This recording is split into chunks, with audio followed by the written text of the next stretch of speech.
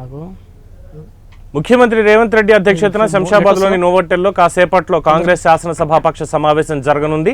ఈ భేటీలో మంత్రులు, ప్రభుత్వ విప్లు, ఎమ్మెల్యేలు, ఎంపీలు, ఎమ్మెల్సీలు పాల్గొన్నారు. ప్రభుత్వ సంక్షేమ పథకాల్ని విస్తృతంగా ప్రజల్లోకి తీసుకుపోవడమే ఎజెండాగా సమావేశంలో కాంగ్రెస్ శ్రేణులకు సీఎం రేవంత్ రెడ్డి దిశానిర్దేశం చేయనున్నారు. ఎస్సీ వర్గీకరణ, భూభారతి, సన్నబియ్యంతో పాటు ఇందిరమ్మ ఇళ్లపై కూడా సుదీర్ఘంగా చర్చించనున్నారు.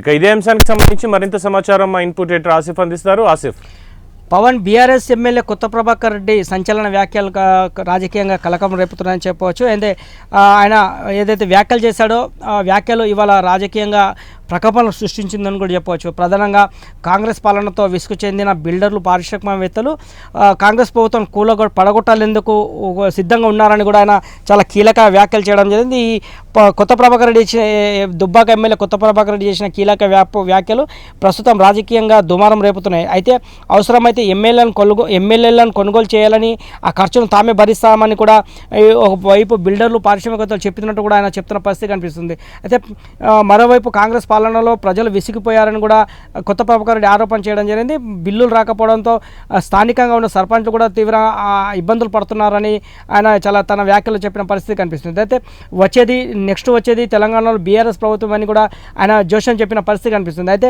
ఒక్కసారిగా దుబ్బాక ఎమ్మెల్యే కొత్త ప్రభాకర్ రెడ్డి చేసిన వ్యాఖ్యలపై తాజాగా కాంగ్రెస్ నేతలు తీవ్ర స్థాయిలో స్పందించడం జరిగింది. అయితే ఇవాళ సిఎల్పి ఏదైతే శంషాబాద్ నోవాటా హోటల్లో జరుగుతున్న కాంగ్రెస్ పక్ష సమావేశం జరుగుతుందో ఆ సమావేశం వద్ద కాంగ్రెస్ పార్టీకి సంబంధించిన ముఖ్య నేతలందరూ కూడా తీవ్ర స్థాయిలో దుబ్బాక ఎమ్మెల్యేపై మండిపడ్డ పరిస్థితి కనిపిస్తుంది. దుబ్బాక ఎమ్మెల్యే ఆరోపణలపై తక్షణం విచారణ జరపాలని కూడా ప్రభుత్వ విప్ ఆది శ్రీనివాస్ కూడా డిమాండ్ చేసిన పరిస్థితి కనిపిస్తుంది. అయితే ప్రభుత్వాన్ని పడగొట్టాలనే ప్రయత్నాన్ని కుట్రకోణంలో కానీ భావిస్తామని కూడా ఆయన ఆది శ్రీనివాస్ చాలా తన మీడియాతో మాట్లాడుతూ కూడా చెప్పిన పరిస్థితి కనిపిస్తుంది. అయితే కొత్త ప్రభాకర్ రెడ్డి చేసిన వ్యాఖ్యలపై విచారణ జరిపించాలని కూడా తాము సీఎంను కోరుతామని కూడా చెప్తున్నారు. ఆయన వెనుక ఖచ్చితంగా ఎవరున్నారనేది కూడా బయటికి రావాలని కూడా ఆ విషయంపై ప్రభుత్వం పడగొట్టేందుకు కుట్ర పన్నుతున్నారని కూడా వాళ్ళు చెప్తున్న పరిస్థితి కనిపిస్తుంది. అందులో భాగంగా పూర్తిస్థాయి విచారణ జరిపి చర్యలు తీసుకోవాలని కూడా ముఖ్యమంత్రిని కలిసి నేరుగా వివరిస్తామని కూడా ఆది శ్రీనివాస్ కొద్దిసేపటి క్రితం మీడియాతో మాట్లాడుతూ చెప్పిన పరిస్థితి కనిపిస్తుంది. మరోవైపు రెవెన్యూ శాఖ మంత్రి పొంగులేటి శ్రీనివాసరెడ్డి కూడా కొత్త ప్రభాకర్ రెడ్డి బీఆర్ఎస్ ఎమ్మెల్యే కొత్త ప్రభాకర్ రెడ్డి వ్యాఖ్యలపై ఆయన కూడా స్పందించడం జరిగింది. మరోవైపు బీసీసీ అధ్యక్షుడు మహేష్ కుమార్ గౌడ్ కూడా ఈ విషయంపై స్పందించిన పరిస్థితి కనిపిస్తుంది. ఎందుకంటే ప్రభాకర్ రెడ్డి మాటల వెనుక కుట్రకోణం ఉందని కూడా వారు తీవ్ర అనుమానం కూడా వ్యక్తం చేస్తున్నారు. అయితే ఇలాంటి చోట వ్యాఖ్యలకు భయపడేదేలేదు కాంగ్రెస్ ప్రభుత్వం.